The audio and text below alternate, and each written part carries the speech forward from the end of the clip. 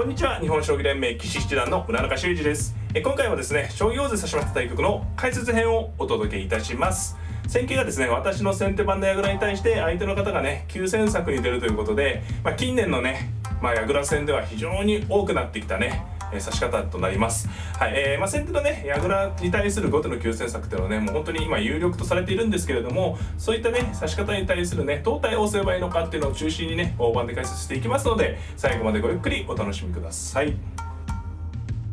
はい、ではね、早速対局の振り返っていきたいと思います。私が先手番で7六歩、8四歩に6八銀、3四歩に7七銀とね、今回私は矢倉を目指しました。次の手ね、7四歩。この手はもう、近年ではね、先手番の矢倉に対して後手が急戦策ですよね。7四歩という手、シンプルに狙いだけ言いますとね、本譜でも出てくるんですけど、桂馬の活用をね、急いだ手ですよね。いきなりこう飛んでくる場合も、場合によってはあるぐらいの感じですね。この手でね、もちろん、3二金、4二銀といったね、じっくり矢倉に組めばね、古くはね、そうやってがっぷり四つに組むような矢倉が多かった将棋なんですけど、本局は7四歩で、ここで急戦策をね、相手の方が明示したということになります。7四歩に対して私は2六歩と、7三桂。そうですね、なんかもうすごく違和感のある形ですけどね。銀でも持ってるんですけどね、本局も7八金としっかりね、こう、場合によっては、速攻に対して受ける形を作っておきます。そして相手の方が7二銀と。上がって、これで7九角というのがね、一つ工夫した手で、この手の直接的な意味としましては、後手のね、狙いだけ言いますと、例えばこれ今7二銀なんですけど、次8五歩とついて、先手がなきゃってね、6五桂と飛んでね、この飛車先の歩をついて銀を動かして8六歩とついてね、攻めるというのが一つの攻めのパターンです。これね、後手番でもし対矢倉をね指す方はこの攻めの形を一つ覚えていただきたいんですけど、この攻めがあるので、これで、ね、例えば同飛車に8七歩といってね、飛車を引く手もありますけど、場合によっては7六飛車とね、もう大暴れしてくるような手がねあったりするわけですよね。これ一つの例で、もちろんこれを機を見て後手は狙っております。ですのでこの7九角という手は、本局は後手はね、6四歩という手だったんですけど、もし、8五歩という手だったら6八角とね、こう受けようっていうのがね、これぜひ覚えていただきたい受けの形なんですね。ちょっとね変わった手順なんですけど、角をくるくるっと回転させましてね、これどういうことかというと、6五桂で6六銀と上がった時に角でね飛車先の歩交換を防いでるということなんですよね。ですので相手の方が7三桂をこう急いできた形に対してね、7九角と引いておくっていうのは一つね、こう近年出てきた受けの形なんですよね。8五歩に対しては6八角だよと。で相手の方がね6四歩だったので、2五歩と伸ばしましてね、ここで8五歩でも6八角ということですよね。で相手の方はこれで3二金と。そしてね、角を引いて受けに使うだけではあれなので5六とつきました。この5六歩をね、後に回す指し方もあるんですけどね、非常にちょっと、角が使いにくくて難しい指し方なのでね、皆様にはつく形をね、お勧めいたします。使わない理由を言いますとね、本局も見られるんですけど、中央をね、狙ってくる形があるので、場合によっては使わない方がいい時もあるんですけど、非常に難しい指し方なんでね、角を引いてからにはついて使う方をね、皆様にお勧めね、したいと思います。別にこの手がね、悪い手というわけではないのでね、はい。で、5六に対して6三銀相手の方ですね。はい。で、2四歩、同歩。これね、同角が王手になってね、気持ちのいい手ですけど、この王手だけでは、実際4一玉と逃げて、そんなにね、すぐ潰すというのは難しいですね。で、私の方は次にね、6八角と引いたんですけど、急戦、あるいは矢倉の時はね、こう4六の地点、あるいは相手の方6四の地点、ここに角をね、据えるのが一つね、好位置だよというのをね、以前の動画でお伝えしたこともあったかと思うんですけど、もちろんこの場合も角をここに引く手はあるんですが、この後ね、歩を受けられた後に、この4二の銀をね、4二銀、5四歩、5三銀、4四銀といった感じで、後手は今かなり指してるんですけど、こう角のことをね、狙って攻めてくるね、手順が結構ね、有力なんですよね。もちろん今ね、1、2、3、4手指してますから、先手も4手指せるんですけど、ただこの角をね、助けるというかね、狙われた時の指し方が結構難しいので、もちろんこれもあるんですけれども、やはりね、角のいじめられる形を防ぐという意味では、6八本譜引いたんですけど、こちらの方がね、受けやすいんですよね。実際6八角で次にね、先手に2四歩と打たれたら、これは初歩的な感じですけど、なられてしまうと困るので、相手の方は2三歩と受けてね、これで4八銀と上がります。角の位置がね、4六か6八かの違いなんですけれども、この先のね、展開に大きなね、違いが出てきます。で、4八銀に相手の方4二銀。そして、3六歩。で、5四歩に3七銀と角を深く引いて銀を繰り出すっていうのが今回の先手のね私の指し方になります。これでね、もし同じように先ほど言ったね5三銀と来ても4六銀4四銀と仮にこう進んだ時にね銀対銀の形なので受けやすいのお分かりいただけますかね。ここに角が来ますとねやはり4五銀と来たりとか5五歩という手が来たりとか非常に角と銀ね角銀対角ですから狙われやすくなってしまうんですよね。ですのであえて角を下に引くことで、銀には銀という構図を作ろうというのが狙いになります。相手の方ね非常に強い方ですよね。確か三段の方なんですけどこの3七銀に対してね5五歩というね、4六に銀を出られてしまうと5五歩つけなくなるんで機敏な一手ですよね。同歩に同角と、手薄なね先手の中央の地点を狙うようなイメージですよね後手の方は。この辺りね、ほぼ形勢が互角ですしいい勝負ですよね。で4六銀と私の方は出ましてで3三角角の引く場所もね難しいところですね。2二に引くともあったと思います。そこで私は6九玉そうですねこう4五銀とかね出てってうまくいけばいいんですけど、5二飛車がねいきなり王手になりますから私の方としてもね玉を寄って例えば6五桂ってなると3四銀はね大きい手なんですけど自陣のね痛みも大きいですからねこの辺りちょっとね私の方としても無理はできないということで6九玉と寄りました。で5二飛車とで3七桂。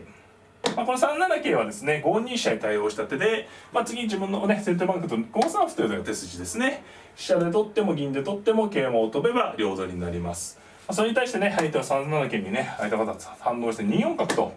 この辺りの相手方非常に手が見えていらっしゃるというかねここは先手の手に対して対応して、2四角というのはね中央を狙いながら、5三歩には同銀と取っておけばね今度は何もないよということですよね。で私はここで7九玉と7九玉と寄りました。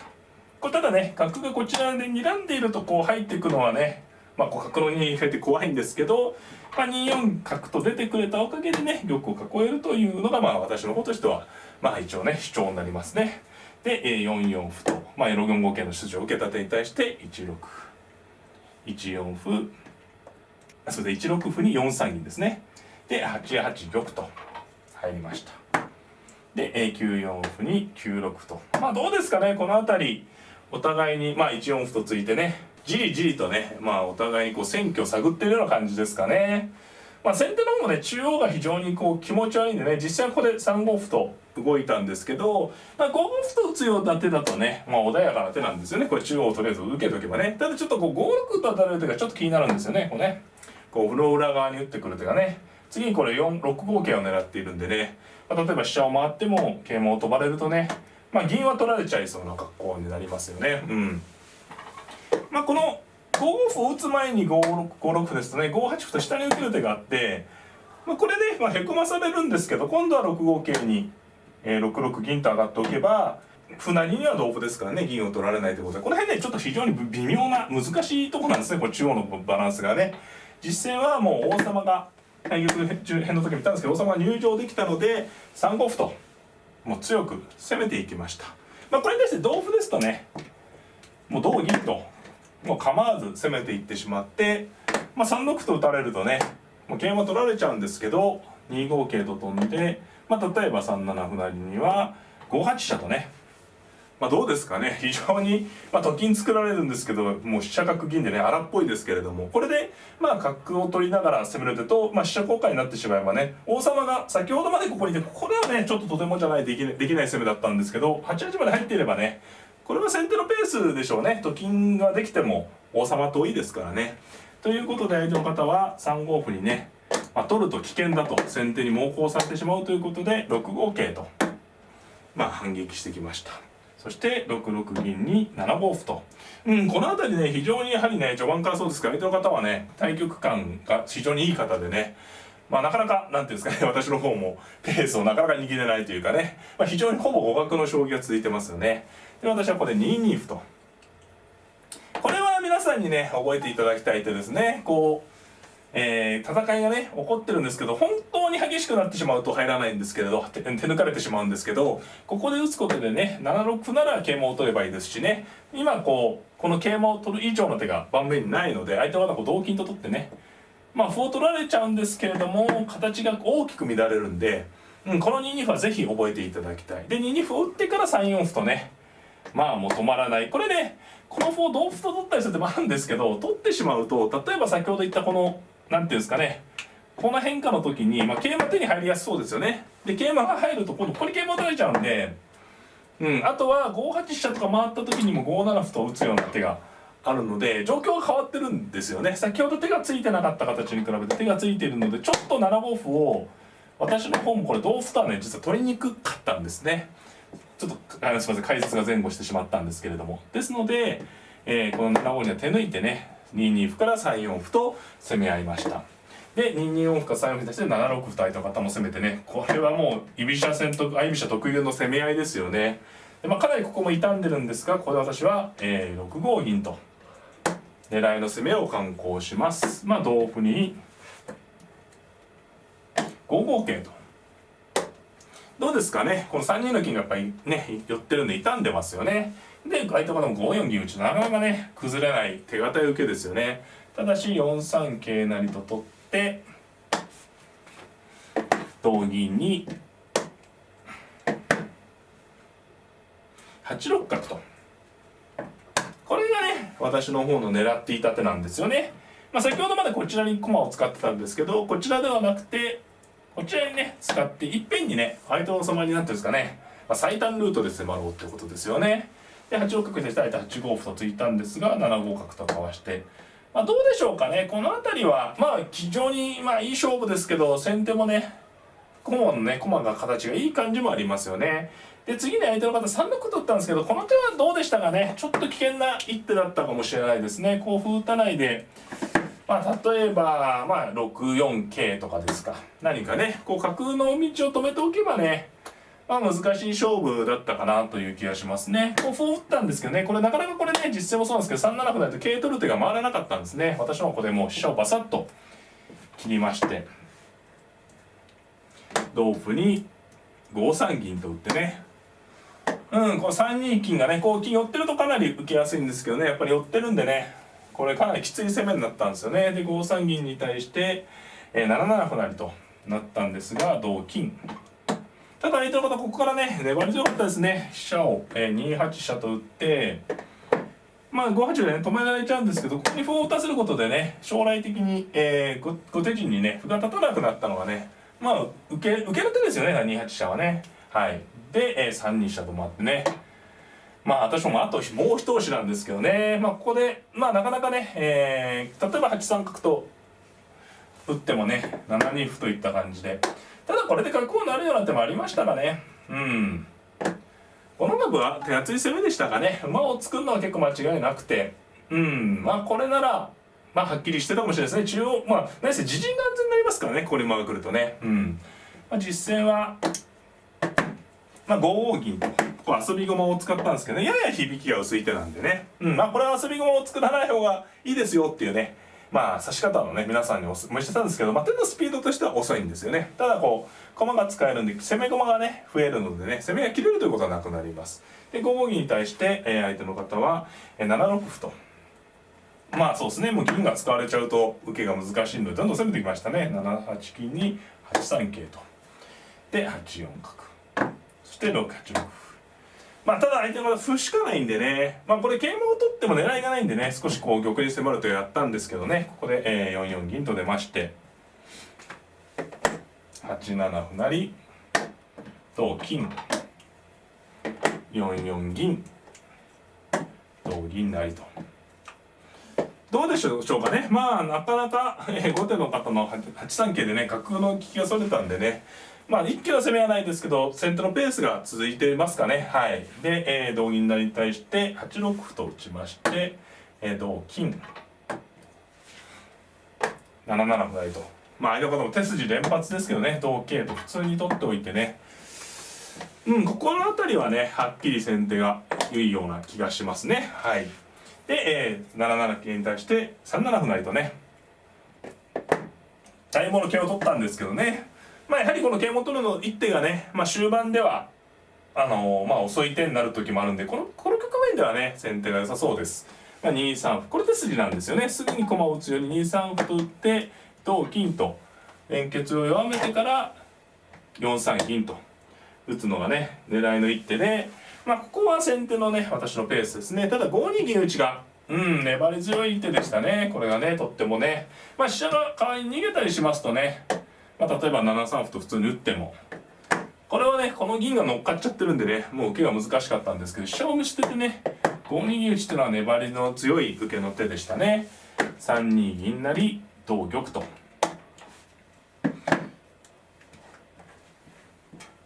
私の方もねここでじっくりね攻めていく手もあったと思うんですけどね、5三歩がね、対局中これ5三歩と打とうとしたんですけど、5三歩2歩で打てないんでね、打てないんでこう気をつけないといけないですね。その手も意味で飛車を打ってるところですね、相手方ね。で7三角成と。局面的にはね結構差がついてるんで、どうですかね。今見ると8一飛車ぐらいでも良かったかもしれないですね。8一飛車と打って、次場合にしたら6一飛車成同銀4三角を狙ったり、8三飛車成と桂馬を取ったりね、8一飛車ぐらいでも良かったかもしれないですね。実戦は7三角成と作ったんですが、2六飛車成ね、この手が相手の方を狙ってた手でしょうね。3七歩成となってこの辺いっぱい歩の手筋をやったんですけど、飛車成りをね先手にしたいという意味だったと思います。で4六歩と今のきちんと止めてね、さあここで8七歩同金7五桂と、相手の方もね非常にこうなんていうんですかね、この7五桂を許したのがね、角を成った、詰みとまでいかないですけどね、角を成ったので桂馬飛ばれたと。ここもねもうちょっとなんですかね、安全な手はありましたがね、3三歩成から普通に攻める手もありましたね。今見るとね、同桂なら3四歩ですし、同金なら同成銀ね、同金なら同桂はいっぱい歩を持ちますから歩打っていけばいいですし、同金なら同成銀と取ってね、同桂なら歩を打つ、同玉なら5五馬と引くような感じでね、この辺りねちょっと私の方ももっと丁寧な手がたくさんありましたよね。ちょっと私も6三馬はねやや過激な寄せになりましたね。これは寄せとしてはね取れば4三に駒を打ってっていう形で一番激しいんですけど、ただ桂馬をで金を取って同玉に7五桂という手があってね、ちょっと危険になりましたよね。でここで王様引くべきでしたね。引けばギリギリの展開ね、狭いんですけどまだこの金いますから、でこれ取るとね攻めが続くので、引いとけばはっきりしてたと思います。実戦はね8六玉と上がったんで、これはね、4六竜と回られていっぺんに際どい勝負になりましたね。この竜が動いてしてしまいましたからね。で6六桂と打って、ただ負けになったかというとそうでもないかもしれないですね。4四竜でこれも馬を取ればね攻めがありますよ。4竜と取ったんですけど、5四馬という手がね桂を使ったぴったりとした手で同竜同桂でね、相手の強力な飛車を消してますから、これわずかにやはり先手が形勢的にはいいのかもしれないですね。4二飛車の詰めろがかかっていて、これ王様一人ですけどね、この駒ではまだ詰みがないんですよね。なので5三角と打ったんですが、5五角と、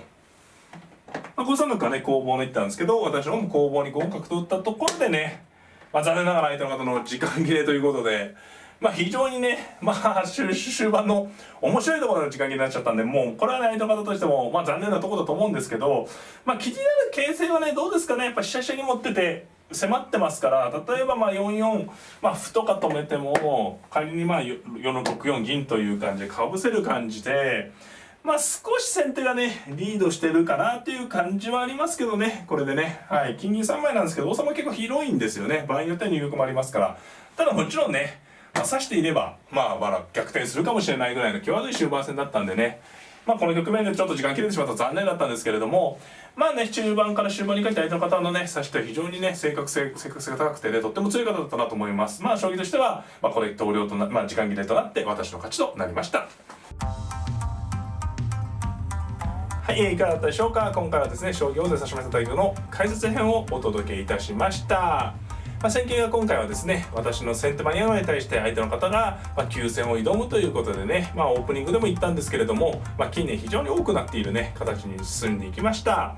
序中盤そしてね終盤最後ね惜しくも時間切れになるところまでね相手の方非常に強い方でね、大きな目立ったね、悪い手があったというわけでもなく非常に強い方でしたね。急戦に対するね受けの形考え方というのをね少しでもね皆様にお伝えできたなら良かったなと思っております。この動画が良かったらという方はグッドボタンを、チャンネル登録のもぜひぜひよろしくお願いいたします。それではまた、さようなら。